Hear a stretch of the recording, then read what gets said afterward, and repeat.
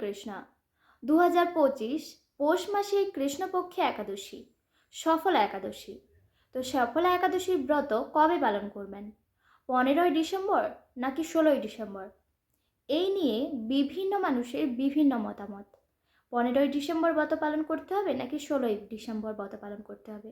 যে সমস্ত স্থানে 15ই ডিসেম্বর ব্রত পালন করতে হবে সেই সমস্ত স্থানগুলি হল ভারতের Himachal Pradesh, Punjab, Gujarat, Rajasthan, Jammu Kashmir, Pakistan, Malaysia, Singapore, Indonesia, Brunei, Cambodia, Vietnam, Philippine, Taiwan, Japan, দক্ষিণ কোরিয়া, হংকং, অস্ট্রেলিয়া, দুবাই, আরব আমিরাত, কাতার, কুয়েত, ওমান, সৌদি আরব সহ মধ্যপ্রাচ্যের সকল দেশ, মরিশাস ব্যতীত আফ্রিকার সকল দেশ, ইতালি, ফ্রান্স, জার্মানি সহ ইউরোপের সকল দেশ, America, Canada, Brazil, Argentina, Chile, Peru সহ উত্তর আমেরিকা ও দক্ষিণ আমেরিকা মহাদেশের সকল দেশগুলিতে ব্রত পালন করতে হবে 15ই ডিসেম্বর। সমস্ত স্থানে 16ই ডিসেম্বর ব্রত পালন করতে হবে সেইগুলি হল ভারতের পশ্চিমবঙ্গ, দিল্লি, বৃন্দাবন, উত্তরপ্রদেশ, মুম্বাই মহারাষ্ট্র, চেন্নাই তামিলনাড়ু, ভুবনেশ্বর উড়িষ্যা, ঝাড়খণ্ড, বিহার, ছত্তিশগড়, শিলং মেঘালয়, আগরতলা ত্রিপুরা, গুয়াহাটি আসাম, মিজোরাম মণিপুর, নাগাল্যান্ড, অরুণাচল প্রদেশ, সিকিম, উত্তরাখণ্ড, হরিয়ানা, মধ্যপ্রদেশ, হায়দ্রাবাদ তেলেঙ্গানা, বিশাখাপত্তনম অন্ধ্রপ্রদেশ, গোয়া ব্যাঙ্গালোর কর্ণাটক, কেরালা, আন্দামান নিকোবর দ্বীপপুঞ্জ, বাংলাদেশ, নেপাল, ভুটান, শ্রীলঙ্কা, মালদ্বীপ, মায়ানমার, থাইল্যান্ড, মঙ্গোলিয়া, চীন। একাদশীর ব্রত হলো সকল ব্রতের মধ্যে শ্রেষ্ঠ ব্রত, তাই একাদশীর ব্রত সকলেই পালন করুন। একাদশীর আগের দিন এবং একাদশীর পরের দিন নিরামিষ আহার গ্রহণ করতে হবে। একাদশীর দিন ব্রহ্ম মুহূর্তে উঠে স্নান করে মঙ্গল আরতি করবেন, অধিক হরিনাম জপ করবেন। সফলা একাদশীর মাহাত্ম্য। পৌষ মাসের কৃষ্ণপক্ষের একাদশীর নাম সফলা। ব্রহ্মাণ্ড পুরাণে যুধিষ্ঠির শ্রীকৃষ্ণ সংবাদে এই তিথির মাহাত্ম্য বর্ণিত হয়েছে। যুধিষ্ঠির বললেন, হে প্রভু, পৌষ মাসের কৃষ্ণপক্ষে একাদশীর নাম, বিধি এবং পূজ্য দেবতা বিষয়ে আমার কৌতূহল নিবারণ করুন। শ্রীকৃষ্ণ বললেন, হে মহারাজ, আপনার প্রতি স্নেহবশত সেই ব্রত কথা বিষয়ে বলছি। এই ব্রত আমাকে যে রকম সন্তুষ্ট করে, বহু দান দক্ষিণাযুক্ত যজ্ঞাদি দ্বারা আমি সেই রকম সন্তুষ্ট হই না। তাই যত্ন সহকারে এই ব্রত পালন করা কর্তব্য। পৌষ মাসের কৃষ্ণপক্ষে একাদশীর নাম সফলা। নাগদের মধ্যে যেমন শেষ নাগ, পক্ষীদের মধ্যে গরুড়, মানুষদের মধ্যে ব্রাহ্মণ, দেবতাদের মধ্যে নারায়ণ সর্বশ্রেষ্ঠ, তেমনই সকল ব্রতের মধ্যে একাদশীর ব্রতই সর্বশ্রেষ্ঠ। হে মহারাজ, যারা এই ব্রত পালন করেন তারা আমার অত্যন্ত প্রিয়। তাদের এ জগতে ধনলাভ ও পরজগতে মুক্তি লাভ হয়। হাজার হাজার বছর তপস্যায় যে ফল লাভ হয় না, একমাত্র সফলা একাদশীতে রাত্রি জাগরণ ফলে তা অনায়াসে প্রাপ্ত হওয়া যায়। মহিষ্মত নামে এক রাজা প্রসিদ্ধ চম্পাবতী নগরে বাস করতেন। রাজার 4জন পুত্র ছিল, কিন্তু তার জ্যেষ্ঠ পুত্র লুম্ভক সর্বদা পরস্ত্রী গমন, মদ্যপান প্রভৃতি অসৎ কার্যে রত ছিল।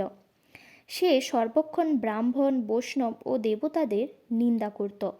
পুত্রের এই আচরণে ক্ষুব্ধ হয়ে রাজা তাকে রাজ্য থেকে বার করে দিলেন। স্ত্রী, পুত্র, পিতামাতা, আত্মীয় স্বজন পরিত্যাগ হয়ে সে এক গভীর বনে প্রবেশ করল। সেখানে কখনো জীব হত্যা, আবার কখনো চুরি করে জীবন ধারণ করতে লাগল।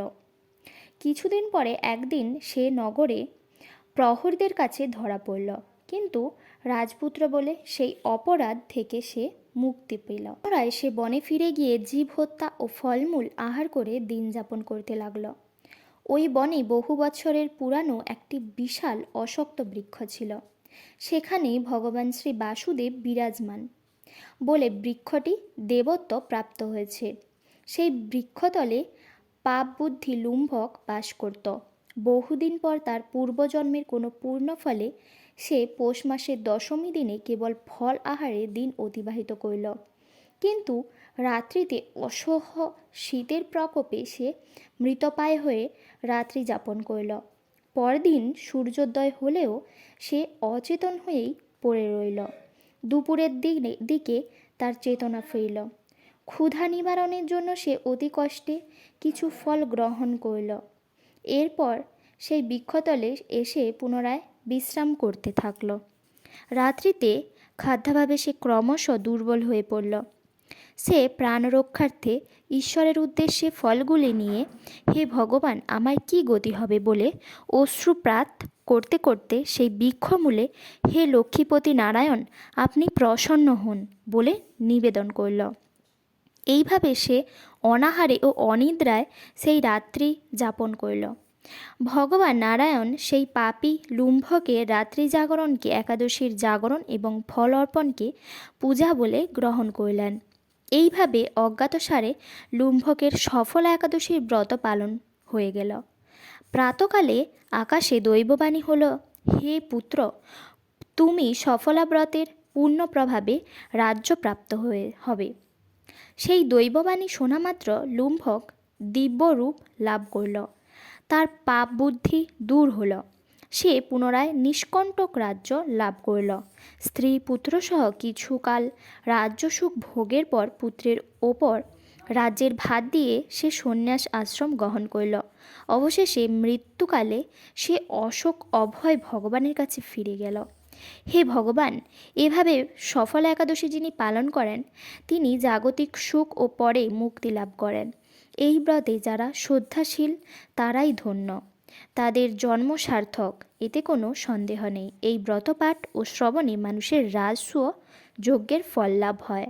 পরের দিন পালনের সময়সূচি: পশ্চিমবঙ্গ 6টা 19 থেকে 9টা 45, দিল্লি 7টা 7 থেকে 10টা 33, বৃন্দাবন 7টা 3 থেকে 10টা 31, উত্তরপ্রদেশ 6টা 50 থেকে 10টা 18, মুম্বাই মহারাষ্ট্র 7টা 4 থেকে 10টা 44, পুনে মহারাষ্ট্র 6টা 59 থেকে 10টা 40, নাগপুর মহারাষ্ট্র 6টা 44 থেকে 10টা 21, চেন্নাই তামিলনাড়ু 6টা 24 থেকে 10টা 11, ভুবনেশ্বর উড়িষ্যা 6টা 15 থেকে 9টা 53, ঝাড়খণ্ড 6টা 23 থেকে 9টা 57, বিহার 6টা 26 থেকে 9টা 57, ছত্তিশগড় 6টা 33 থেকে 10টা 9, শিলং মেঘালয় 6টা 2 থেকে 9টা 33, গুয়াহাটি আসাম 6টা 3 থেকে 9টা 34, আগরতলা ত্রিপুরা 6টা থেকে 9টা 34, মিজোরাম 5টা 52 থেকে 9টা 26, মণিপুর 5টা 52 থেকে 9টা 24, নাগাল্যান্ড 5টা 52 থেকে 9টা 22, অরুণাচল প্রদেশ 6টা থেকে 9টা 28, সিকিম 6টা 20 থেকে 9টা 48, উত্তরাখণ্ড 7টা 3 থেকে 10টা 27, হিমাচল প্রদেশ 15ই ডিসেম্বর ব্রত পালন করতে হবে। 7টা 14 থেকে 10টা 35, পাঞ্জাব 15ই ডিসেম্বর।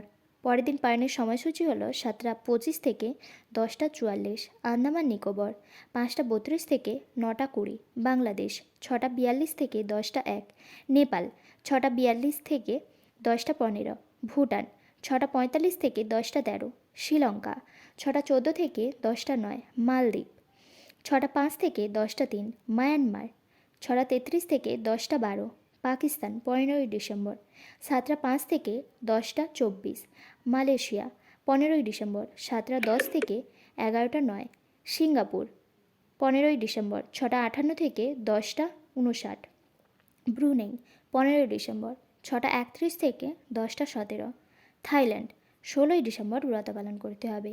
6টা 34 থেকে 10টা 20,